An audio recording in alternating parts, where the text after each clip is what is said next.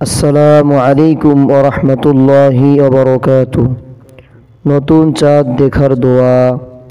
নতুন চাঁদ দেখার পর দোয়া পাঠ করা সুন্নাত। যে কোনো মাসের নতুন চাঁদ, এমনকি রোজা ও ঈদের চাঁদ দেখার দোয়া একটি।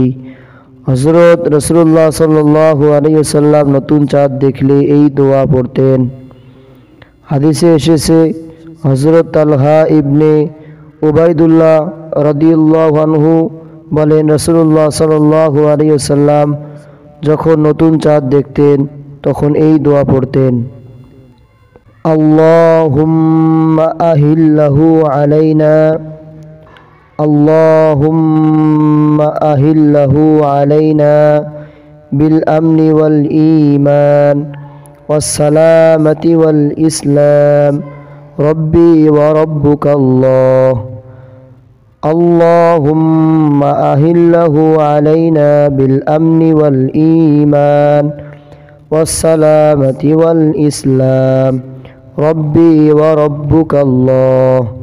আমি আবারও বলছি, আল্লাহুম্মা আহিল্লাহু আলাইনা বিল আমনি ওয়াল ঈমান ওয়াস সালামাতি ওয়াল ইসলাম রব্বি ওয়া রব্বুকাল্লাহ।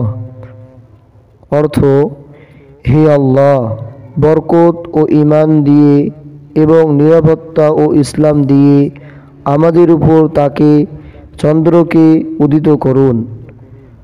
আমার ও তোমার রব হচ্ছেন আল্লাহ।